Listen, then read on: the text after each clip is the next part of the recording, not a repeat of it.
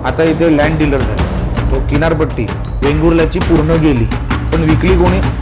एक कॅम्प मला सांगा पोलीस प्रशासनाने लावला ज्याच्यामुळे आमच्या जिल्ह्यातले पोलीस भरतीमध्ये जास्त मुलं जातील, असा कॅम्प दाखवा. आश्चर्य काय गोष्टीचं वाटलं. SP मलाच विचारत आहेत की तुम्ही पुरावे द्या. माझ्याकडे आहेत, त्यांनी मला सांगितलंय, मी आणि राणेसाहेब त्यांना पुरावे देणार आहेत, गाड्या नंबर सकट. मग मला बघायचं आहे किती अधिकाऱ्यांना तुम्ही सस्पेंड करता.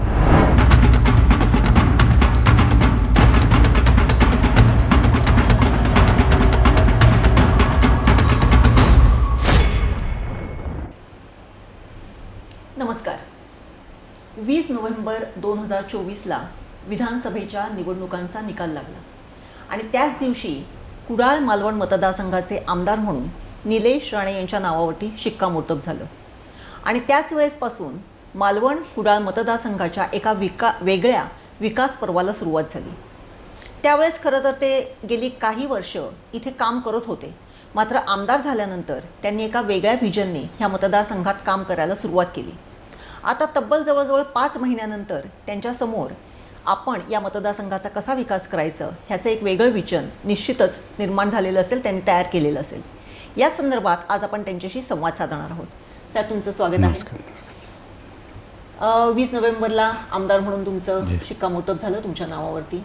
आता 5 महिने आपण ह्या मतदारसंघात काम करताय.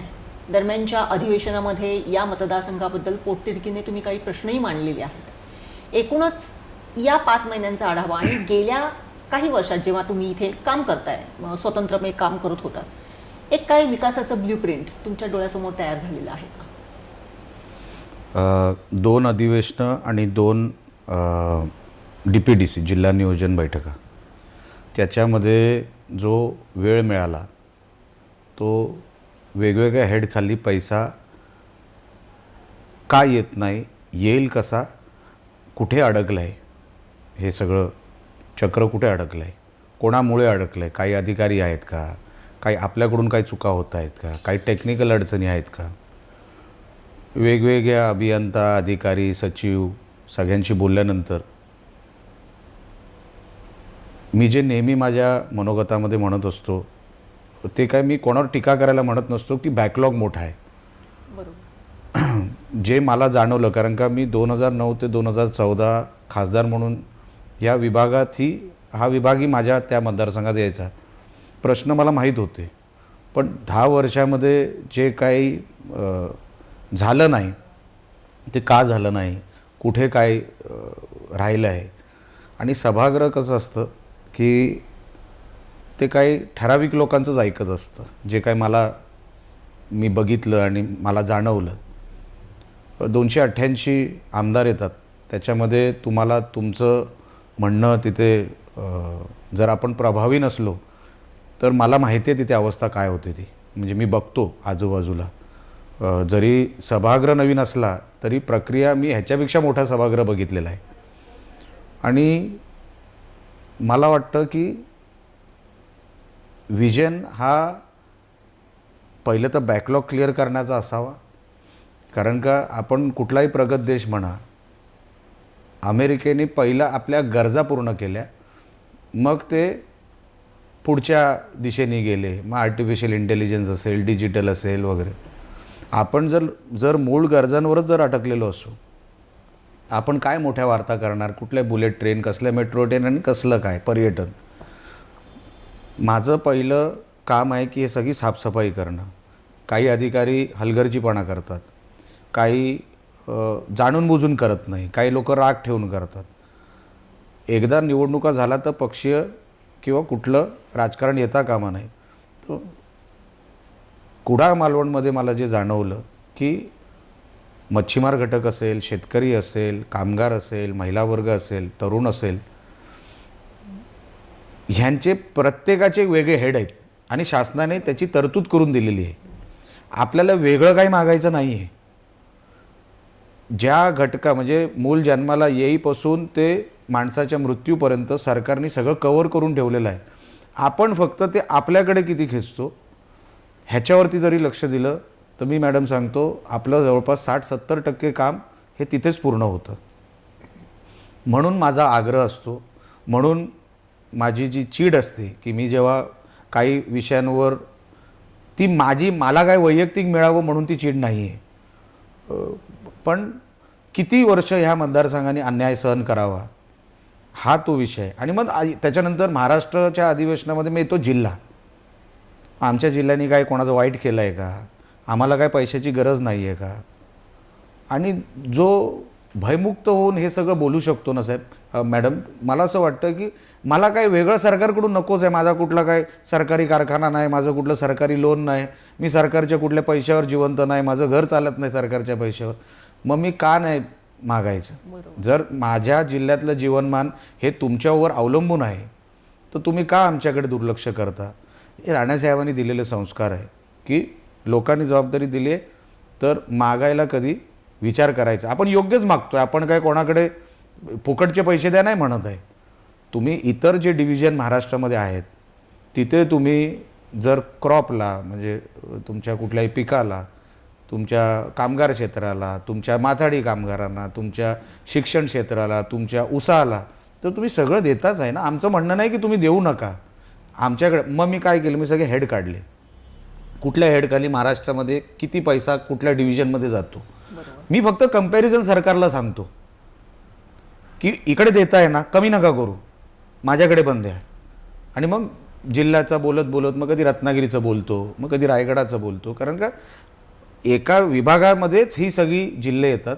म्हणून आपण ह्या सगळ्या प्रक्रियेमधून कुठे मागे राहायला नको. कोण बोलणार नाही म्हणून मी पण बोलायचं नाही. हे लोक मला उद्या काही पद देणार नाही, नका देऊ. पण लोकांनी मला जे पद दिलं आहे त्याला मी न्याय द्यायचा 100% प्रयत्न करणार. मग कोणाला वाईट वाटू दे किंवा मग कोणाला चांगलं वाटू दे. बरोबर.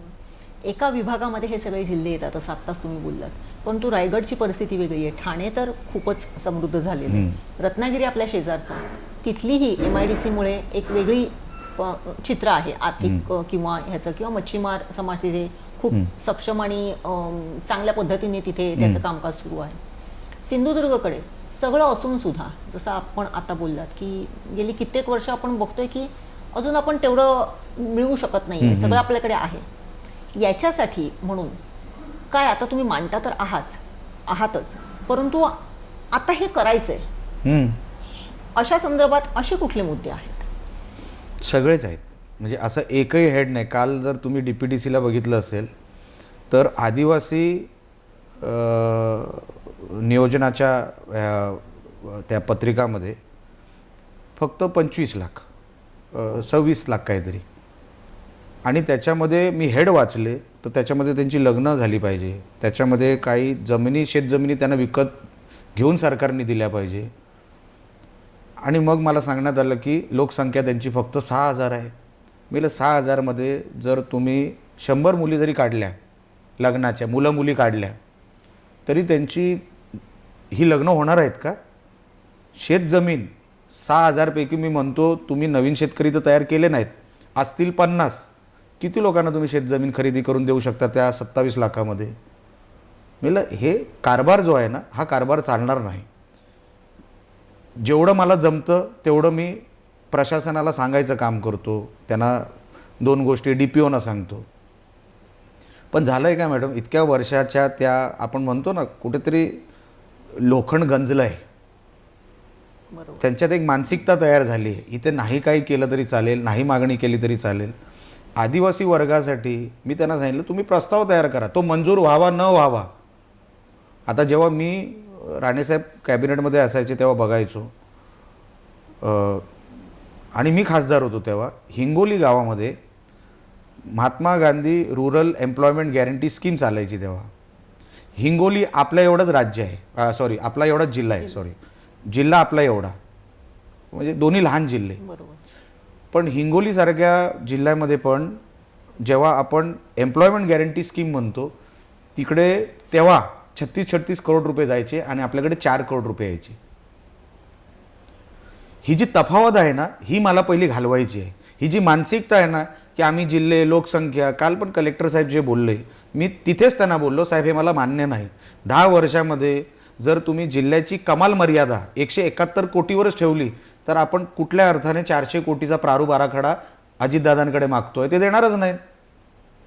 तुम्ही कमाल मर्यादा जर वाढवलीत तर तुमचे हे सगळे पैसे वाढणार, हे सगळे पैसे वाढले तर गावात जाणार, गावात वाढले तर त्यांच्या बेसिक गरजा पूर्ण होणार. 10 वर्षात तसं खालपर्यंत डीपपर्यंत अधिकाऱ्यांना कळलेलं आहे, कोण गेलेलं नाही. आम्ही जेव्हा सांगतो जलजीवनचे जर तुम्हाला प्रॉब्लेम सॉल्व्ह करायचे तर जिल्ह्याचे जलजीवन योजना सॉल्व्ह करायचे. एकेका गावामध्ये मोदी सरकारमध्ये 2.5 कोटी रुपये जलजीवनचे गेलेत. परिस्थिती अशी आहे ज्या गावामध्ये 2.5 कोटीचं जलजीवनचं काम चालू आहे तिकडे तो सरपंच पुढच्या वेळेस निवडूनच येऊ शकत नाही. कारण का त्यांचं सगळ्यांचंच नाही म्हणत आहे, काही सरपंचांचं आणि आता अधिकाऱ्यांचं साटेलोटं झालंय. इकडे जिल्हा परिषद सीओ जे होते ह्यांच्या अगोदर 2 जे होते, प्रजित नायर म्हणून एक होते, त्यांनी तर हायदोसच घातला होता तेव्हा ह्या स्कीमच्या नावाखाली. आता त्यांचं नशीब की मी आणि ते एका सभागृहात नाही भेटलो, नाही तर ते सभागृह बंदच पाडायला लागलं असतं जर ते सभागृहात असते तर. एवढे पुरावे माझ्याकडे होते तेव्हा, पण तेव्हा मी कुठल्याही सभागृहात नव्हतो. हे करत आहे ना मॅडम, आपल्याला भरपूर साफसफाई करायला लागणार. हेच मी खासदार साहेबांनाही सांगतो, पालकमंत्र्यांनाही सांगतो की साहेब, पहिलं जसं 2014 पूर्वी एक आदरयुक्त भीती होती की चुकीचं झालं की आपल्याला उत्तर द्यावं लागणार किंवा आपण इथून बदली घेऊन बाहेर जायचं. सगळीच अधिकाऱ्यांची चुकी असं मी म्हणत नाही, काय आपल्यातले पण लोक इन्व्हॉल्ड आहेत जे नको त्या मानसिकतेला आपण जसं मी सरपंचांचं बोललो, सरपंच धड राहिला तर मग जलजीवनची कामं चांगलीही होतात, काही गावांमध्ये झाली आहेत. पण जिथे गडबड आहे तिथे प्रशासन आणि लोकप्रतिनिधी अशीही गडबड आहे. लोकांची त्याच्यात चूक नाही, ते निवडून देतात आणि मग ते विचार करतात की 5 वर्ष. तुम्ही जसा तुमचा मूळ प्रश्न होता कुठले प्रमुख मुद्दे आहेत, माझ्यासाठी सर्वच मुद्दे महत्त्वाचे आहेत. जरी 6,000 आदिवासी आपल्या जिल्ह्यात जरी असले तरी ते 6,000 पण एक घटक आहे, मला त्यावरही लक्ष द्यायला लागेल. पाणी पुरवठ्यावर 0% खर्च आणि हेड तुम्ही मला देताय, लिहून देताय, म्हणजे धाडस केवढं. माझा चॅलेंज त्या धाडसाला आहे की तुम्ही काम न करता पाणी पुरवठ्यासारख्या एवढ्या महत्त्वाच्या हेडखाली तुम्ही 0% खर्च दाखवता, शिक्षण क्षेत्राला 1% खर्च दाखवता. जेव्हा जिल्हा परिषद शाळा आमच्या पडीक, आम्ही ग्रामीण भागात जातो, आता मी 3 गावातून आलो, प्रत्येक गावामध्ये शाळेची मागणी आहे, बेंचची तरी आहे, भिंतींची आहे, वरती शेडची आहे, सभा मंडपाची आहे. म्हणजे आपल्याला पैसे पहिले खर्च करायला शिकले पाहिजे. पैसे जर आलेच, किमान समजा 280 कोटीचा मागचा 2024-25चा जो आराखडा होता, जो मला आठवतो काल सभेमधला, तर 280 कोटीपैकी तुम्ही म्हणताय प्रशासकीय मान्यता मी 241 कोटीला दिली, पण ते 241 कोटी खाली जमिनीवर दिसत आहेत कुठे? ते इम्प्लिमेंट करण्यासाठी हा सगळा जो काही जे माझा प्रयत्न आहे की चला असतील सगळे नेते बिझी, पण हे माझं काम आहे. बरोबर. आणि नाही तर माझं काम काय राजकारणामध्ये, नुसतं मीडियामध्ये बातमी करणं हे माझं काम नाही, किंवा काही खड्डा मी बुजवला हे माझं काम नाही. 25 वर्षानंतर 50 वर्षानंतर एक पिढी उभी राहणार आहे, नक्कीच ती आणि जागरूक पिढी उभी राहणार आहे. त्यांना आपण आत्तापासूनच व्यसनाच्या अधीन दिलं, जिथे पैसा नाही तिथे क्राईम वाढणार, त्याला कळणार, मग नोकरी मिळणार नाही तर तो इझी मनीच्या मागे जाणार. बरोबर. आता नाहीतरी टी व्हीवर वगैरे ड्रीम 11 वगैरे IPLच्या पुढे मागे सगळी मुलं आता ते मोबाईलवर जुगार खेळायला लागली. मग ही पुढची पिढी जी उभी राहणार ना, ही गावासाठी गावामध्ये राहून त्यांना काहीतरी तिकडेच हातभार लावला पाहिजे, हा माझा प्रयत्न आहे. म्हणून सगळ्याच हेडखाली कुठलाही हेड जास्त महत्त्वाचा नाही किंवा कमी महत्त्वाचा नाही, सगळ्याच हेडखाली समान काम झालं पाहिजे. आता जसं तुम्ही म्हणालात की म्हणजे परवाच्या DPCच्या मीटिंगमध्ये तुम्ही खूप महत्त्वाचे मुद्दे उपस्थित केलेले होते, आत्ता देखील एक विषय तुम्ही उपस्थित केलात. त्या अनुषंगाने जर बघितलं तर कुडाळमध्ये MIDC कित्येक वर्षांपासून आहे. खरं तर कुडाळसह जिल्ह्याला एक चांगलं त्याला स्वरूप मिळावं, इथे उद्योगधंदे वाढावेत या अनुषंगाने त्याची उभारणी केली गेलेली होती. मात्र सध्या तिथल्या उद्योगांपेक्षा ती एका वेगळ्याच उद्योगांसाठी नावाजली जाते, लोकांमध्ये प्रचंड चर्चा आहे. काय नक्की करणार? कारण आपण एकीकडे दुसरी एक MIDC डेव्हलप करायला जातोय, त्याचबरोबर ही जी MIDC जी आहे एस्टॅब्लिश्ड तिथे काहीतरी यावं, सेंट्रल प्लेस आहे, सगळ्याशी म्हणजे रस्ता मार्गे अनेक गोष्टींनी जोडलेली आहे. काय करू शकतो याच्यासाठी, आणि जे काही आता त्याची चर्चा होते त्या संदर्भात काय केलं जाणार आहे? दोन मुद्दे आहेत. काय केलं जाणार आहे ह्याच्यावर मी पुढे येतो. जेव्हा सन्माननीय उद्योग मंत्री उदय सामंत आमच्याकडे आले होते काही दिवसांपूर्वी, मी त्यांच्याकडे पक्षाच्या मिटिंगसाठी आले होते, तरी मी त्यांना सांगितलं की साहेब, आमच्याकडे कुडाळ MIDC एकमेव असली तरी ती आजारी आहे. बरोबर. तुम्ही आम्हाला काही देऊ नका, पण ती MIDC रिवाईव्ह करा.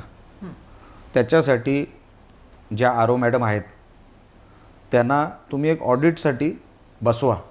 जेव्हा मी MIDCची मीटिंग घेतली होती आमदार झाल्या तेव्हा सगळ्या तिकडच्या कमिटीला पण बोलवलं होतं. MIDC एक स्वतःची कमिटी आहे, ती कमिटी RO आणि मग उदयजी जेव्हा आम्हाला जिथे जिथे भेटायचे आम्ही सभागृहात किंवा आणि हाच मुद्दा मी सभागृहात पण मांडला होता की आमची MIDC रिवाईव्ह केल्याशिवाय तुम्ही नुसते इथे रिफायनरी येणार इकडे येणार, अहो पण ह्या सगळ्या मीडियम इंडस्ट्रीला तुम्ही वाव दिल्याशिवाय मोठ्या इंडस्ट्रीला इकडे येईल तेव्हा येईल.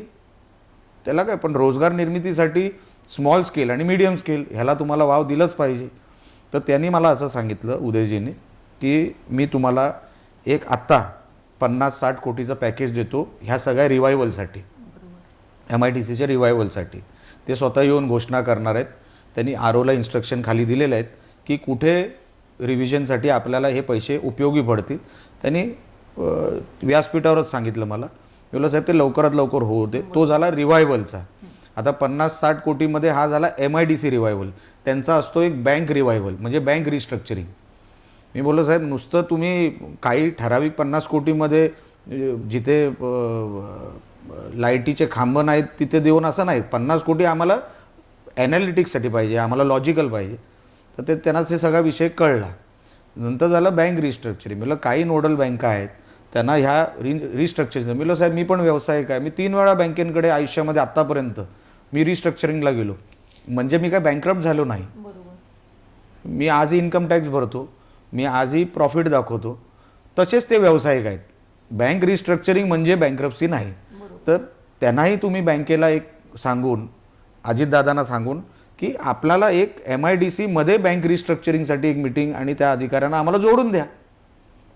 ते मला बोलले निलेशजी लवकरात लवकर मी ती मीटिंग बोलवतो. बँक, MIDC आणि हे रिवायवल पॅकेज हे तिन्ही करून मी तुम्हाला देतो.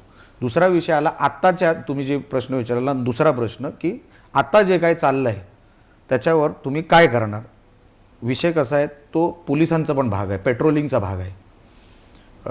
मला असं वाटतं नेमकं तुम्हाला तेच म्हणायचं होतं की जो पेट्रोलिंगचा भाग आहे पोलिसांचा, काल माझा SP साहेबांना वैयक्तिक काय राग नव्हता, पण जे काय मी त्यांना सांगितलं की तुम्ही एका मर्डर केससाठी जे 2 वर्ष जुनी आहे करा, अभिनंदन आहे तुमचं, तुम्ही मर्डर मिस्ट्री सॉल्व्ह केली, अभिनंदन. मी तिकडेही बोललो. पण एवढं सगळं जिल्ह्यात चालू आहे तुमच्या नाकाखाली, तुम्हाला वेळ नाही, तुम्ही मीटिंग घेत नाही. अच्छा ते कशाला, पोलीस भरती, आमची मुलं कशी तयार होतील पोलीस भरतीसाठी, तुम्ही कुठला कॅम्प लावला. एक कॅम्प मला सांगा पोलीस प्रशासनाने लावला ज्याच्यामुळे आमच्या जिल्ह्यातले पोलीस भरतीमध्ये जास्त मुलं जातील, असा कॅम्प दाखवा. माझ्याकडे प्रोटेक्शनला पोलीस आहेत, जिल्ह्यातलेच आहेत, काही मुलं आहेत, कवळी पोरं आहेत, त्यांना माहीतसुद्धा नाही ड्युटी म्हणजे काय. आपण कुठले पोलीस तयार करतोय. एक जेव्हा आम्ही काळ बघितला, राणेसाहेबांच्या एस्कॉटिंगला काही पोलीस असायचे, राणेसाहेब अधिकाऱ्यांशी जसं बोलायचे, त्यावेळेचे अधिकारी कसे असायचे, त्यावेळेचं पेट्रोलिंग कसं असायचं. आम्हाला जेव्हा म्हणजे मला जेव्हा हे फरक दिसतो, मी म्हणतो आत्ताचा पोलीस आणि 25 वर्षा जुना पोलीस, आता तर ह्याच्याकडे सगळं आहे. CDR रिपोर्ट मिळतो, तुमच्याकडे चौक्या वाढल्या, तुमच्याकडे इन्फ्रास्ट्रक्चर वाढलं, गाड्या चांगल्या आल्या, सस्पेन्शनच्या गाड्या आल्या. तेव्हा तर काठ्या आणि पाट्यावरच्या गाड्या, त्याच्या पलीकडे पोलिसांकडे काय नव्हतं. तरी हेर ठेवून पोलीस एक वातावरण तयार करायचं, लोकांना आदरयुक्त भीती होती. आता लोकांना पोलिसांची वेगळ्याच पद्धतीची भीती आहे. मी बोललो SP साहेब स्टँड घ्या, कठोर व्हावंच लागेल, तुम्हाला आवडेल ना आवडेल, तुमची बदली कुठे होईल ना होईल, पण तुम्ही स्टँड घ्या. नुसतं मी स्वच्छ आहे, मी साधा आहे, साधा माणूस लोकांच्या कामालाच येतो का, हा माझ्यासमोर प्रश्नचिन्ह आहेत. आम्हाला साधे ना, आम्हाला कामाचे पाहिजे. पोलीस डिपार्टमेंटमध्ये जेव्हा मी आत्ताचा पोलीस डिपार्टमेंट बघतो, अहो साधी महिलेची केस घेत नाही तुम्ही. मग तुम्ही पेट्रोलिंग कशासाठी करता? ते आमच्याकडे इन्फ्रास्ट्रक्चरचे पैसे का मागता? आता पण जेल रोडचं मी एका रस्त्याचं 25 लाखाचं भूमिपूजन केलं.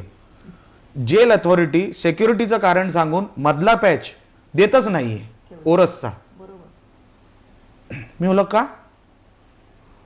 तुमची भिंत तिकडे 50 फूट लांब आहे, उंच आहे, उंच आहे.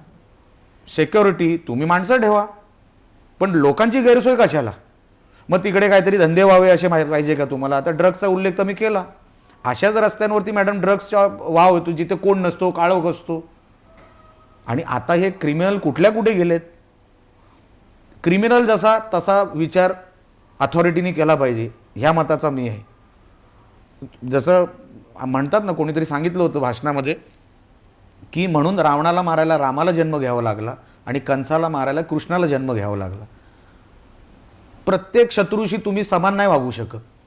प्रत्येक क्राईम वेगळा आहे. म्हणून पेट्रोलिंग हा जो विषय फक्त MIDCचा विषय नाही. MIDCमध्ये तर आमचेही काही नालायक कार्यकर्ते आहेत. मी त्यांनाही सांगितलं, मला अटक करायला लावणार, फौजदारी टाकणार. मी बोला चालणार नाही म्हणजे नाही. आपण लोकांनी दिलाय ना आपल्याकडे एवढं सगळं मॅन्डेट दिला, तर मग पोलिसांना मला वैयक्तिक माझं काय नाही, माझी सिक्युरिटी काढून घेतली तरी मला काही फरक पडत नाही. पण तुम्ही पेट्रोलिंग, रात्रीची पेट्रोलिंग मी बघितलंच नाही आहे. मी तर रात्री फिरतो. सगळ्या चौक्यांमध्ये मिळून मला वाटतं 70 एक स्टाफ आहे, 70-80चा स्टाफ आहे. ते अर्धे तर घरी जायसाठीच त्यांची धडपड जास्त असते ड्युटी संपल्यावर. हा जो क्रेज असतो ना ड्युटी करायचा, तो कुठेतरी आपल्या जिल्ह्यामध्ये दिसत नाही. त्यांना आता सेंटर मिळालेत. वाळूच्या गाड्या पकडा, वाळूमध्ये आहेत, चिरे आहेत, काही ठराविक स्मगलिंगच्या गाड्या आहेत, दारूच्या गाड्या आहेत. त्यांना माहिती आहे पॅरलल इकॉनॉमी आहे. ही पॅरलल इकॉनॉमी जोपर्यंत आपण तोडत, मला आश्चर्य काय गोष्टीचं वाटलं, SP मलाच विचारत आहेत की तुम्ही पुरावे द्या. माझ्याकडे आहेत, त्यांनी मला सांगितलंय, मी आणि राणेसाहेब त्यांना पुरावे देणार आहेत, गाड्या नंबर सकट. मग मला बघायचं आहे किती अधिकाऱ्यांना तुम्ही सस्पेंड करता. हा भाग आहे ना मॅडम कंट्रोलचा आहे. तुम्ही जिल्ह्याला कंट्रोल केला तर ऑटोमॅटिकली MIDCमध्ये कंट्रोल येणार. पण हा जो सेकंड पॉईंट तुमचा होता, हा पोलीस प्रशासनाचा पेट्रोलिंगचा कंट्रोलचा भाग आहे. नुसतं लॉ अँड ऑर्डर मॅडम, इथे राज्यकर्ते चांगले आहेत ह्या जिल्ह्यामध्ये, त्यांनी लॉ अँड ऑर्डर तसा कधी ढासळू दिला नाही. मानलंच पाहिजे. विरोधक असतील, कोणी असू दे. इतर जिथे मी जिल्ह्यांमध्ये ऐकतो बघतो मॅडम, लॉ अँड ऑर्डर नावाची गोष्टच नाही. हे पोलीस श्रेय घेऊ शकत नाही. हे इकडच्या लोकांचं श्रेय आहे. एका मर्यादेनंतर लोक इकडे क्राईमकडे जात नाही किंवा मर्यादा थांबतात. जर तुम्हाला इतर गोष्टींसारखा हा जिल्हा मिळाला असता, तुम्हाला तर कॅबिनमध्ये बसायला वेळ नसता. म्हणून तुम्ही तुमची ड्युटी करा. तुम्हाला कोणी म्हणत नाही आम्हाला काय पोलीस डिपार्टमेंटचं वेगळं ट्रीटमेंट नको. पण जिथे जसं तुम्ही MIDCचा उल्लेख केला मॅडम, आभाळ फाटलं आहे. आणि जर आपण फक्त एक बंद करायला गेलो मग दुसरं उघडतं आहे, एक मॅक्रो कंट्रोल येत नाही ना, एक सर्वसमावेशक कंट्रोल येत नाही. हे फक्त तुम्ही पुरावे द्या मी कारवाई करतो ह्याच्यावरती सीमित नाही. फार मोठं कारवाई पोलिसांना करावी लागणार. नक्कीच.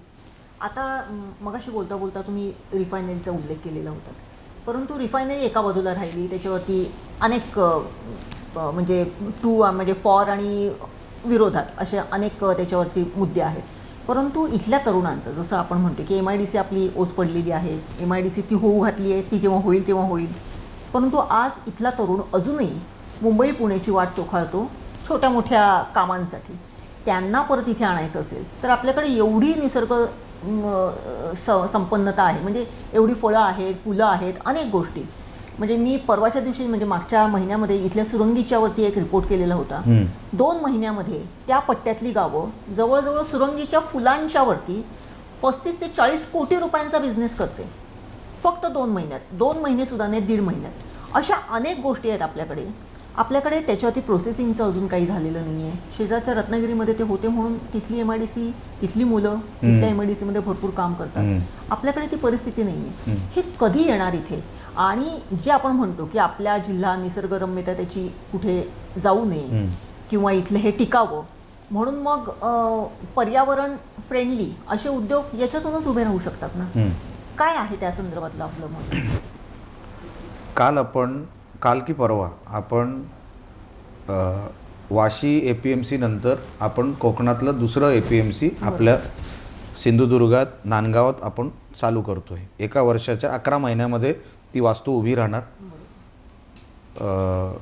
ती वास्तू कशासाठी आहे मॅडम? ह्याच विषयांसाठी आहे की जे बाय प्रॉडक्ट आपण आजपर्यंत तयार करू शकलो नाही, ज्यांना आपण मार्केट देऊ शकलो नाही, त्यांना ते मार्केट उपलब्ध करून द्यावं, दलालांना त्याचा फायदा होऊ नये. तिकडे मी बोललो की आम्हाला उपकेंद्र द्या, आम्ही तुमच्यापर्यंत हे माल पोचवतो. म्हणजे असं वाटायला पाहिजे नाही की इकडून फक्त आंबा आणि काजूच गेला, मिरची गेली नाही, फुलं गेली नाही. असं करू नका. वर्गीकरण करा, म्हणजे प्रत्येकाला जबाबदारी द्या. तुम्ही हेडक्वार्टर राहा, पण खाली सगळी जबाबदारी द्या. तुमच्यापर्यंत मार्केट तुमच्याकडे वळवण्यात येईल. नाही तर काय, एजंट लोक येणार आणि माल विकत घेऊन जाणार, त्याच्यामध्ये फायदा एजंटचाच जास्त होतो. आता आम्ही त्या प्रक्रियेला सुरू करतो आहे की ह्याचा बाय प्रॉडक्ट कसा तयार होईल. मग गद्रे इंडस्ट्रीशी बोलून, वेगवेगळ्या इंडस्ट्रीशी बोलून आम्हाला तुम्ही आमचा मँगो पल्प, त्याची लाईफ आणि जग इकडे येऊन तो कसा घेऊन जाईल, हे कमॉडिटी एक्सचेंजसारखं आम्हाला एक तयार करून द्या त्याच वास्तूच्या आतमध्ये. म्हणजे ती वास्तू एकदा तयार झाली की आपल्याला आंबा सक्सेसफुल आहे का नाही, कुठल्या शेतकऱ्यांना तो सक्सेस वाटला, कुठला आपल्याला, म्हणून मी सांगितलं आपल्याला आता कळत नाही आहे की देवगडचा हापूस हा आपण फेमस म्हणतो, पण तो किती टक्के देवगडचाच माणूस विकतो आहे. तर तो जेव्हा APMCला आला, त्याचं एक सायकल सुरू झाली. ही सायकल सुरू होणं फार गरजेचं आहे. आपण फक्त काय करतो, इकॉनॉमी चालू आहे पण थर्ड पार्टी इकॉनॉमी चालू आहे, एजंटवर इकॉनॉमी चालू आहे. ती न चालवता या वास्तू मला असं वाटतं त्याला चालना देतील, बाय प्रॉडक्टला चालना देतील. तसंच आपण फिशरीजला पण करतो आहे. आपण कुठलंही क्रॉप हे त्या APMCच्या मर्यादेच्या बाहेर ठेवणार नाही. Every crop will be included त्याच्यामध्ये. मग कोणाला मिरची विकायची आहे, कोणाला मग कोबी विकायची, जे काय त्यांच्या ज्या काय त्यांना वाटतं की ते पिकवतात, किंवा आम्ही पिकवण्यासाठी जो काय तुम्हाला गरजा आहेत ते पण APMCच्या माध्यमातून आम्ही त्यांना देणार आहोत. एक व्यवस्था उभी करतो आहे. त्याच्यामध्ये आता खरेदी विक्री संघाची एक 12 गुंठ्याची जागा आहे, ती आम्हाला उपकेंद्रासाठी मार्केट यार्डनी घ्यावी आणि आमचं उपकेंद्र आम्ही इकडचा माल शेतकऱ्यांचा तुमच्याकडे पोचू. हा झाला माल पोचवणं आणि त्यांना योग्य तो भाव मिळणं. दुसरा भावाला मार्केटिंग बाय प्रॉडक्टचा. बाय प्रॉडक्ट हे ज्या कंपनी आहेत, ITC असेल, गद्रे असतील, त्यांनी आम्हाला त्यांच्याकडे जो काही रिसर्च आहे आमच्याबद्दल त्यांच्याशी बोलणं चालू आहे. पण हे टप्प्याटप्प्याने होणार. त्याच्यासाठी कलेक्टर साहेब तेवढेच जागरूक आहेत, पाहिजे. आता जसं मी पशुसंवर्धनसाठी जागा मागितली आहे, हे लहान लहान विषय वाटतात पण त्या इंडस्ट्री जनरेशनसाठी त्या करणं गरजेचं आहे. फास्ट ट्रॅकवर प्रशासन गेलं, ह्या सगळ्या इंडस्ट्री मॅडम येऊ शकतात, जाणार कुठेच नाही आहे. कुडाळ MIDCला माझा पण एक युनिट होता. मला कुडाळ MIDCचं म्हणून सगळं माहिती आहे, कारण का माझं स्वतःचं युनिट होता तिकडे. काही कारणास्तव त्या एका विषयामुळे, बँकेच्या विषयामुळे तो थांबला. ते जाऊ दे, पण विषय कुठे अडकला की धंद्यामुळे अडकला नाही, कस्टमर नव्हता म्हणून अडकलेला नाही. कस्टमर आहे पण तो तिथे शोधून तिकडे आणावा लागेल. त्याच्यासाठी प्रशासनाने सिंगल विंडो क्लिअरन्स द्यावी लागेल. गद्रे साहेबांसारखे लोक इकडे येतील, ते काय कुठे वेटिंग रूममध्ये थांबणार नाहीत. त्यांचे वकील येणार, त्यांचे CA येणार, त्यांचा ॲक्सेस तसा तुम्हाला त्यांना तयार करून द्यावा लागेल. ही मोठमोठी लोकं आणली. आता जसं उदयजींनी त्यांच्या मतदारसंघात कोकोकोला कंपनीचं युनिट नेलं, तिथे जवळपास 2000 मुलांची बेरोजगारी संपणार, रोजगार मिळणार 2000 मुलांना, डायरेक्ट इनडायरेक्ट. मी बोललो बाय सिंगल विंडो क्लिअरन्स आहे, कारण का मंत्र्यांशी डायरेक्ट बोलत आहेत ते, कारण का त्यांचंच खातं आहे. जोपर्यंत प्रशासन आपलं फास्ट ट्रॅकवर जाणार नाही तोपर्यंत ह्या सगळ्या इंडस्ट्री येणार. रिफायनरीचं जसं मी तुम्हाला, इंडस्ट्री येणारच होती. सौदी अरेबियाच्या राजाची कंपनी, पेट्रोलियम मिनिस्टरकडे ॲक्सेस होताच त्यांचा, पण ग्राउंड रियालिटीमुळे ते मागे पडले. अनस्टेबल होतं सगळं. ते झालं, ते गेले परत. येतील का नाही आता येणारा काळ ठरवेल. पण ह्या ज्या मीडियम, आणि माझा इंटेन्शन आहे मीडियम आणि स्मॉल, ते लार्ज स्केल इंडस्ट्री जेव्हा यायची तेव्हा येईल. लोकांनी जर परवानगी दिली, हजारो एकरांमध्ये ती इंडस्ट्री यायची तेव्हा येईल.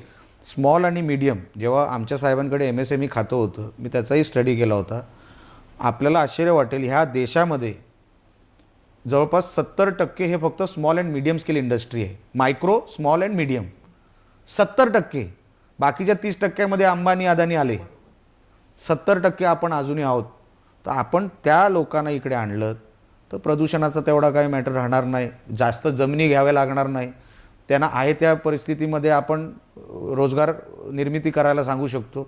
माझा पॉईंट ऑफ व्ह्यू तो आहे. लार्ज स्केल इंडस्ट्री जेव्हा होईल तेव्हा होईल, त्याला वेळच लागतो.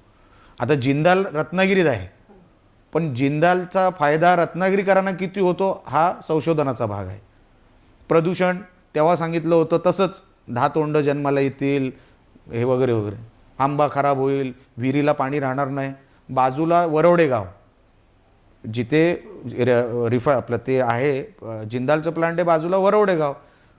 माझे नातेवाईक आहेत त्या गावामध्ये म्हणून मला ते गाव नावासकट माहिती आहे. सगळे व्यवस्थित आहेत, माझ्यापेक्षा फिट असतील आणि आंबा पिकतो, विहिरीला पाणी आहे. काही प्रमाणात बाहेर कुठेतरी त्यांच्या आवाराच्या बाहेर कुठे होत असेल, लोकांनी त्याचाही विचार करावा. लार्ज स्केल इंडस्ट्री मी उदयजीनं म्हणलं साहेब आम्हाला large scale industry Coca Cola नाही दिली तरी चालेल, आमच्या ह्या 500 कंपन्या चालू करून द्या. ह्या 500 कंपन्या चालू झाल्या, इथे फूड प्रोसेसिंग सुरू झाली, त्यांना आपण सिंगल विंडो क्लिअरन्स दिला. राणे साहेबांना लोक का मानायचे की राणे साहेब डिसिजन मेकिंग, तुम्हाला काय पाहिजे हे 4 अधिकारी तुम्हाला जोडून देतो, तुम्हाला काय पाणी पाहिजे, इलेक्ट्रिसिटी पाहिजे, कामगारांचा हा नेता आहे, ह्याच्याकडून काय ऑन टेबल क्लिअरन्स होता, ऑन स्पॉट डिसिजन मेकिंग होती आणि सिंगल विंडो क्लिअरन्स होता. आपण जेव्हा मोठ्या मोठ्या कंपनींशी बोलतो ना, त्यांना एक तर वेळ नसतो, त्यांना कट शॉटमध्ये सगळं सांगावं लागतं आणि ते कन्व्हिन्स झाले पाहिजे. ते कन्व्हिन्स झाले तर मी सांगतो मॅडम इथे 500 कंपन्या MIDCच्या अंतर्गत कुडाळमध्ये चालू करून देण्यासाठी काही प्रॉब्लेम येणार नाही. आता उदयजी पण मला सपोर्ट करत आहेत. मी बोललो साहेब मी लार्ज इंडस्ट्री तुमच्याकडे मागणार नाही, ठेवा कोको कोला तुमच्याकडेच, मला ह्या 500 कंपन्या मला तुम्ही ॲक्टिव्ह करून द्यायच्या. त्याच्यातून बघा आपण रोजगार किती, मग बाय प्रोडक्ट कसे तयार होतील, हा सगळा चेन. आणि जसं मी तुम्हाला APMCचं सांगितलं, ऐतिहासिक तो कालचा परवाचा दिवस होता जेव्हा आपल्याला APMC मिळालं. मी तुलसीदासराव राणे पालकमंत्र्यांचंही अभिनंदन केलं, कलेक्टरांचं केलं. मी बोला आता जबाबदारी आपल्यावर आहे, आपण ती पारदर्शक कशी चालवतो, नाही तर इकडेही नेता तयार होतील आणि वाशी APMC सारखी अवस्था होईल. एवढं म्हणून प्लॅनिंग आणि पद्धतशीर चालू आहे. मी फक्त तुम्हाला सांगितलं ही आमची काम करायची पद्धत आहे. लवकरात लवकर ह्याचा निकाल काय, ह्याचा रिझल्ट काय तुम्हाला नक्की देऊ. जमिनींच्या संदर्भामध्ये आताच एक छोटासा उल्लेख आला. आपण बघतोय राजापूर हे जे आपल्या शेजारचं गाव आहे त्याचा अधिकृत म्हणजे तिथल्या भूमी अभिलेखनी असा एक सर्वे केलेला होता आणि त्याच्यामध्ये आता राजापुरातल्या 75% जमिनी ह्या परप्रांतीयांच्या झालेल्या आहेत, फक्त 25% स्थानिकांच्या आहेत. एवढा तिथे जमिनींची खरेदी विक्रीची व्यवहार झाली. आपल्या जिल्ह्यात सुद्धा त्या बाजूने थोडंसं तशाच पद्धतीचं काहीतरी व्हायला लागलेलं आहे. आपल्या इकडे निगुडे गावाच्या बाजूला एक गाव आहे, तिथेही तीच परिस्थिती, म्हणजे ती एका गावाची परिस्थिती आहे, तिथे तर एका तालुक्याची परिस्थिती आहे. कमी अधिक प्रमाणात हे लोण आपल्या जिल्ह्यामध्ये सुद्धा पसरायला लागलेलं आहे. हे जर कुठेतरी, कारण काय होते, ही बाहेरची लोक येतात, वाटेल त्या किमतीने जमिनी विकत घेतात, झाडतोड करतात आणि नंतर मग त्यांचे जे काय असेल ते काही तिथे काही प्रकल्प राबवत असतील, म्हणजे हाऊसिंगचे असतील, इतर काय असतील, परंतु त्याने आपल्याला जे साध्य करायचं आहे ते साध्य होत नाही. आपली अजूनही लोकांची मेंटॅलिटी हीच आहे की 4 पैसे आपल्याला जास्त मिळाले की आपण लगेच हुरळून जातो आणि देऊन टाकतो आपलं सगळं. हे कुठेतरी थांबायला पाहिजे. काय वाटते आपल्याला? ह्याच्यामध्ये 2 भाग आहेत. राजापूरचा भाग हा पण जो सुरुवातीला बोललात, हे काही देशामध्ये असे काही व्यावसायिक आहेत ज्यांना प्रकल्प कळल्यावर ते जमिनी घ्यायला सुरुवात करतात. आपल्या लोकांनी जमिनी देऊ नये वगैरे, आपण हा सगळा प्रबोधनाचा भाग असतो, तो आपण लोकांना सांगत असतो. पण नवी मुंबई आणि रायगडची जी अवस्था झाली, आगरी समाजाकडे, कुणबी समाजाकडे, तिकडे आता जमिनीच राहिल्या नाहीत आणि पैसे मिळाले, त्यांनी गाड्या घेतल्या, बंगले केले, पण आता ते चालवायला आता पैसे नाहीत, अशी परिस्थिती आली. हे सगळं जरी खरं असलं तरी जेव्हा कुठला एक मोठा प्रकल्प येतो, हे देशाभरात आहे, म्हणजे नुसतं आपल्या कोकणातच आहे अशातला भाग नाही, पुऱ्या देशामध्ये जेव्हा एक प्रकल्प जाहीर होतो, हे जे गव्हर्नमेंटचे एजंट लोक जे दिवस काढतात मंत्रालय आणि पार्लमेंटच्या आसपास, त्यांना हे 100% माहीत असते हे येणार कुठे. मग ते आपलं प्लॅनिंग सुरू करतात. लोकल काही कोणाची पॉवर आहे, कोण करून देणार, कोण सातबारे करून देणार, मग ते काय भूमी अभिलेख पकडणार, मग काही अधिकारी पकडणार. हे राजरोसपणे होतं.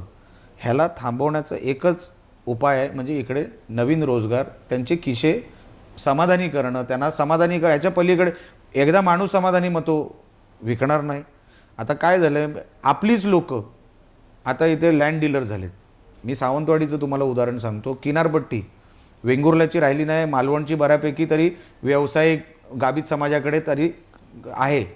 वेंगुर्ल्याची पूर्ण गेली. देवगडाची जवळपास मालवण आणि देवगड हे 50-50 गेली नाही असं मी म्हणत नाही, 50-70% तिकडेही गेलेली आहे. पण विकली कोणी? आपल्याच इकडच्या काही माणसांनी म्हणा, एजंटांनी म्हणा. ह्याचं कारण एकच आहे की आपल्याला पैसा मिळतो तर आपण ती जमीन विकून निघून जातो. आपण एक व्यवस्था जर उभी करू शकलो की तुम्ही जमीन विकू नका, इकडे हे आम्ही करून देतोय तुम्हाला, जसं मी तुम्हाला सांगितलं, घरातला एक मुलगा 2 मुलगा जरी कामाला आपण लावू शकलो तर जमीन विकायची गरज संपणार. जर ते व्यवसाय करू शकले तर जमीन विकायची गरज संपणार. आम्ही जिल्हा बँकेशी पण बोलताना तेच बोलतो की जेव्हा तुम्ही हे जे सेटअप काय तयार करता बँकेचा, तेव्हा असा सेटअप करा की त्याला परत कधी लोन घ्यायची गरज पडणार नाही, तो त्याच्यातूनच प्रॉफिट कमवला पाहिजे.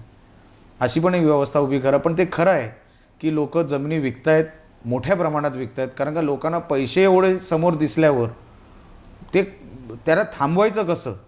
आता जसं गव्हर्नमेंटला पण कळलेलं आहे की तुम्हाला हायवे बनवायचा आहे तर तुम्ही 4 पट 5 पट तुम्ही वाटेल ती किंमत त्या एरियाची करा, लोक रांगेत उभे राहून पैसे घेऊन जातील. हे गव्हर्नमेंटला पण आता कळलेलं आहे.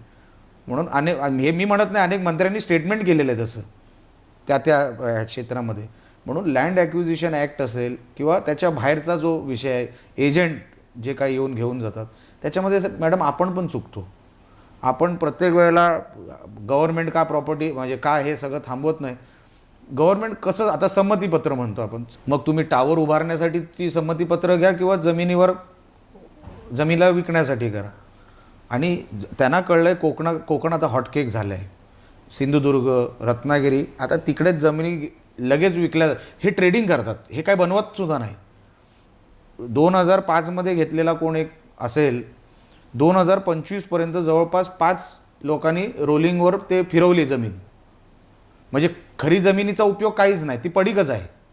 पण एक 5-5, 10-10 किंवा 1 कोटीभराच्या मार्जिनसाठी, 80 लाखाच्या मार्जिनसाठी हे लोक विकतात. आणि लोक करोडपती झाली मॅडम. इकडे लोक आमदारकीचे स्वप्न बघायला लागलेत हे जमिनीची ट्रेडिंग करून. हे लँड माफिया एवढा मोठा आहे. आणि लँड माफिया म्हणजे कोण? आपलेच आहेत. बाहेरून कोणी गुजराती माणूस मला येऊन काहीच सांगू शकत नाही कुठली जमीन घ्यायची ती. मीच त्याला सांगतोय की जमीन कुठली घ्यायची आहे ती. हरियाणाचा माणूस इकडे येऊन कसा येणार? जिल्हा परिषद आमची, पंचायत समिती आमची, ग्रामपंचायत आमची, आम्हीच देतोय ना त्यांना NOC. मग हे आपण कधी तयार करू शकतो? आपण हे 100% लोकांना पण दोष देऊन उपयोग नाही. एक व्यवस्था गव्हर्नमेंटने अशी उभी, म्हणून मी सांगितलं हे भांडणच त्याच्यासाठी आहे की आपलं ही व्यवस्था चांगली झाली तर लोकांना गरजाच वाटणार नाही की आपण जमिनी विकल्या पाहिजे. अरे मी समाधानी आहे. आता निलेश राणे जमीन का नाही विकत? मी समाधानी आहे. उद्या मुकेश अंबानी साहेब जरी माझ्याकडे आले, अरे तेरा वो जमीन चाहिए, नाही दूंगा. का देणार मी? माझ्याकडे गरजच नाही तुम्हाला जमीन द्यायची, कारण का माझ्या गरजा संपलेल्या आहेत. मला जे पाहिजे ते माझ्या व्यवसायातून मला मिळतंय. मी वेगळी माझी जमीन का विकू? ही मानसिकता जोपर्यंत आपण लोकांना पटवून देत नाही आणि त्यांना ती पटली पाहिजे आणि त्यांना वाटलं पाहिजे नाही नाही पैसे येत आहेत ना, मग जमिनी विकू नका. ती ग्रामसभेमध्ये त्या गावामध्ये बसायच्या अगोदर आम्ही हे सगळं बोलायच्या अगोदर तू काय सांगतो, तू इथे आला आडनाव तुझं राणे, तुला गरजच नाही पैशाची. पण ते मी त्याला सांगितलं पाहिजे, बघ पैसे तुलाही असे मिळत आहेत, मग तू जमीन विकू नको. हे दोन्ही बाजूचं आहे आणि हे आपल्याला केलं पाहिजे. ही काळाची गरज आहे. मी 100% सहमत आहे आपल्याशी. एकच महत्त्वाचा प्रश्न आहे. सध्या हल्ली म्हणजे गेल्या 15 दिवसातच जर बघितलं, काही गावांमध्ये वादळ आलं अचानक अक्षरशः म्हणजे चक्रीवादळासारखी परिस्थिती निर्माण झाली.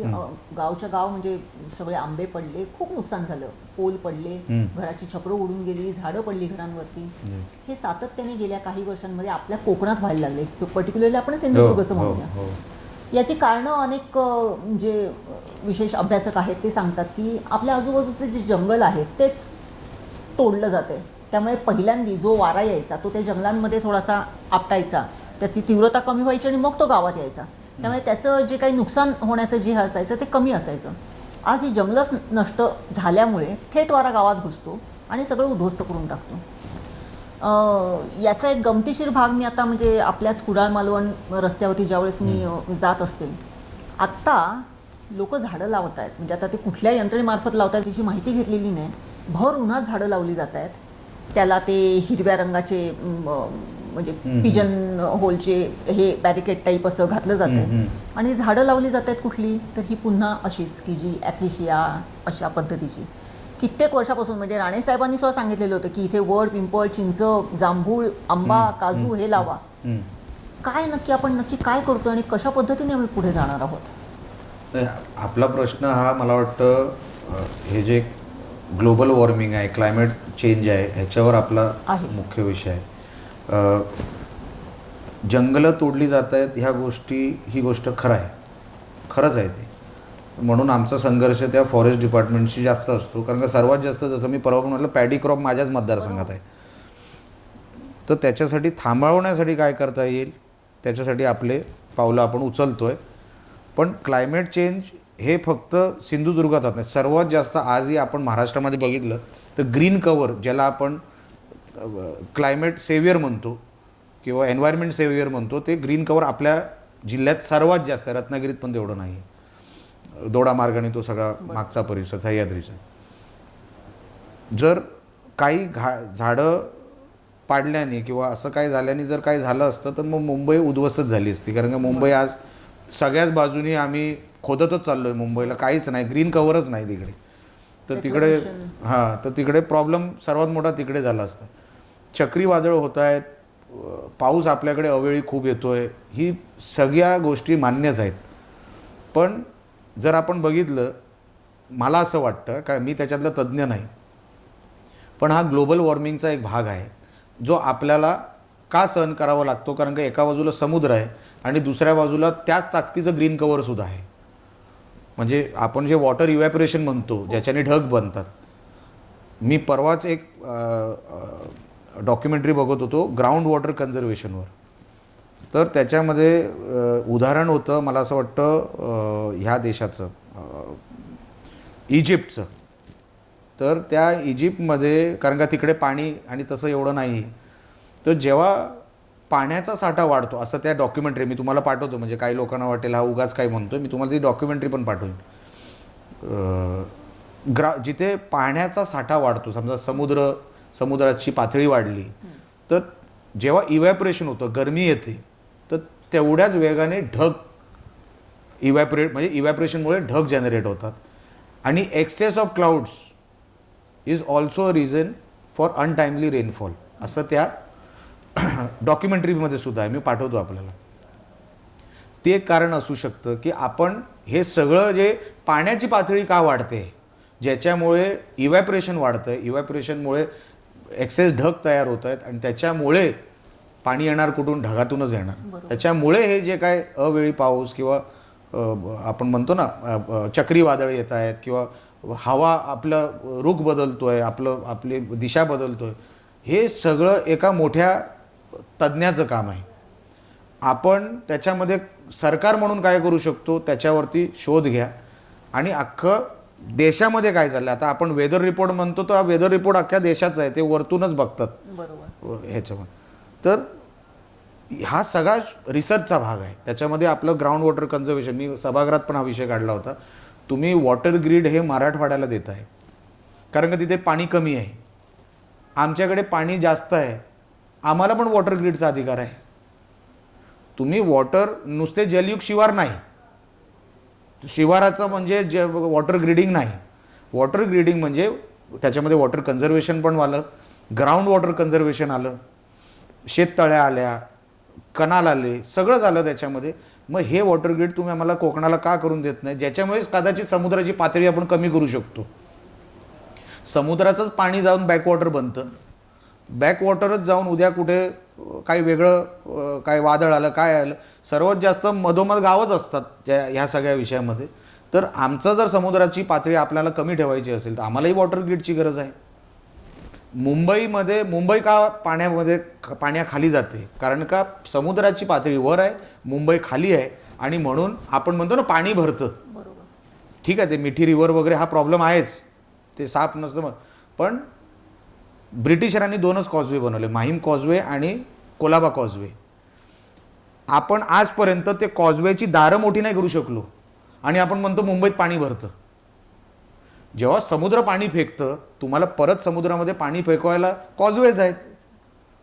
तुम्ही काय ते भांड्याने उचलून समुद्रात नाही टाकू शकत, ते तर मूर्खपणा आहे. कॉजवे मोठे करा. ब्रिटिशर त्या काळात होते, त्यांनी तेवढ्या क्षमतेचे बनवले. तसंच आपल्याला विचार आपल्या कोकणाचा किंवा आपल्या भागाचा करायला लागेल. आपल्याला जर समुद्राची पातळी कमी करायची असेल, इव्हॅपोरेशन आपल्याला जर टक्केवारी कमी करायची असेल तर पातळी कमी करा. मग त्याच्यामध्ये ग्राउंड वॉटर कन्झर्वेशन आलं, कनाल आले, तुमचे शेततळे आले, तुमचे बाकीचे कन्झर्वेशन आले, तुमचा स्लोप आला, ग्रॅव्हिटी आली, सगळ्या गोष्टीचा आम्हाला वॉटर ग्रीडची गरज आहे साहेब. असं का वाटतंय तुम्हाला 4000 मिलीमीटरच्या गावांना वॉटर ग्रीड, म्हणजे कोकणाला वॉटर ग्रीडची गरज नाही? पण ते किती टक्के लोकांना कळलं हा भाग नंतरचा आहे. मी सचिवांशी बोलतो, त्यांना पटतं आहे की हो हे होणं गरजेचं आहे, नाहीतर हे सगळं पाणी येतं आणि तुमचं नुकसानही करतं आहे, गाळी साचून जातं आहे आणि समुद्राची पातळी वाढवतं आहे, ज्याचा उलट त्याचा नुकसान कुठे होतं आहे जे तुम्ही म्हणताय. हे सगळे जर अतिवृष्ट्या आमच्यावर यायला लागल्या, ह्याचं काही कारणं तर शोधा.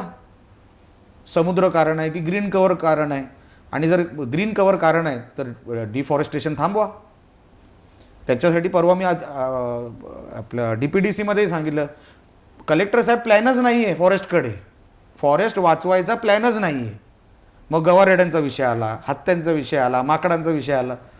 तुम्ही हे सगळे जर प्लॅनच नसेल, तो रेड्डी नावाचा अधिकारी, तो साऊथचा अधिकारी, प्रेम आपुलकी वगैरे हा भाग नंतरचा किती असेल तो, पण त्याच्या ड्युटीनुसार त्यांनी ते केलं पाहिजे. आम्ही फोन करतो, त्यांच्याकडे इन्फ्रास्ट्रक्चर नाही. डिफॉरेस्टेशन मोठ्या प्रमाणात होतं, 100% होतं आहे. आपल्यापेक्षा जास्त रत्नागिरीत होतं आहे, कारण का तिकडे वरची गावं भरपूर आहेत सह्याद्रीला लागून.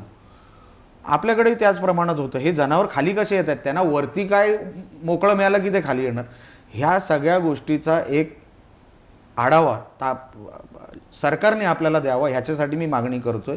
हा क्लायमेट चेंज आहे किंवा आमचं काहीतरी चुकतं आहे, आमचं जिल्हा म्हणून काय चुकतं आहे, प्रशासन म्हणून काय चुकतं, तुम्ही सांगा, दुरुस्त करायला लावू किंवा दुरुस्त करा. ही मागणी आपण सातत्याने करतोय. पण हे सगळं मॅडम तेव्हा होईल जेव्हा त्या डिपार्टमेंटची कामं व्यवस्थित चालतील. आणि जसं मी तुम्हाला म्हटलं, आपली खरोखरच कोकणाच्या पाण्याची पातळी वाढते आहे का? जसं आम्ही मुंबईचा स्टडी तेव्हा रिपोर्ट आला होता, आणि तेव्हा कॅगनी तो रिपोर्ट काढला होता, आणि त्याच्यावर TCS होती, टाटा कन्सल्टन्सी होती. तो रिपोर्ट मी तेव्हा वाचला होता. त्याच्यावर डिटेक्शन झालं की मुंबईला वाचवायचं कसं. त्याच्या अगोदर काय होतं, पावसाळा आला त्याच्या अगोदर गटारं साफ करा, कॉर्पोरेशन खर्च करायची, मग त्या कचऱ्याच्या गाड्या निघायच्या, नवीन गाड्या विकत घ्यायच्या, त्याच्यावरच मुंबई. जेव्हा तो रिपोर्ट आला त्याच्यावर नंतर कळलं की ही पातळी आपण वर आहोत, समुद्रावर आहे, शहर खाली असल्यामुळे शहराचं नुकसान मोठं. तसा एक रिपोर्ट आम्ही माझ्या भाषणातून तरी तुम्हाला तो जाणवेल. मी सातत्याने मागतोय, कोकणाचं 4000 मिलीमीटरचा सरासरी पाऊस हा तुम्ही निकष म्हणून धरा. तुम्ही भाषणं ऐका, प्रत्येक ह्याच्यामध्ये मी पावसाळ्याचं की आमच्याकडे तो गंभीरच विषय आहे. आम्ही हे पाणी ठेवायचं कुठे आणि कंझर्व काय आणि त्याची विल्हेवाट कशी लावायची, हा सगळा भाग आहेच. मी तर करणारच आहे, मी सोडणार नाही. कारण का हा चेंज उद्या शेतकऱ्यांच्या फायद्याचा आहे, आपल्या सिक्युरिटीच्या फायद्याचा आहे. हे प्रशासन जेव्हा ह्या सगळ्या गोष्टी, मी त्यांना कडक शब्दातच सांगतो की जेवढं आपण रस्ते विजावर खर्च करतोय ना, वीज हा भाग नंतर जातो. आता काय जेवढं बोलेल तेवढं तुमची तेवढं वेळ वाढत जाईल. पण हा पाण्याचा जो तुम्ही मला प्रश्न सांगितला, 100% मी मॅडम ह्या कामांच्या मागे माझा इंटरेस्ट आहे. तो माझी हॉबी म्हटलं तरी काय हरकत नाही. कारण का मला हे नीट केल्याशिवाय मी स्वस्थ बसणार नाही. क्लायमेट चेंज, एन्व्हायरमेंट चेंज हा आपल्याला प्रॉब्लेम आहे. मी मागे लागलो आहे त्याच्या. नक्कीच. एकूण बऱ्याच मुद्द्यांवरती आपण आता चर्चा केली. अनेक मुद्द्यांना घेऊन तुम्हाला पुढे जायचं आहे, म्हणजे सगळ्याच विषयांवरती काम करायचं आहे असं तुमचं पहिलंच जी. वाक्य होतं. त्यामुळे त्या सगळ्याच विषयांना पुढे घेऊन जाण्यासाठी तुम्हाला जी. चांगलं साथ मिळो आणि आपल्या जिल्ह्याचा किंबहुना हा कुडाळ मालवण मतदारसंघ जो आहे की जो समृद्ध आहे, अनेक गोष्टींनी त्याची नेहमी चर्चा असते, परंतु तो आता सकारात्मक समृद्ध होऊ देत अशी Yes. आपण आशा करूया. त्यासाठी तुम्हाला खूप खूप शुभेच्छा. धन्यवाद.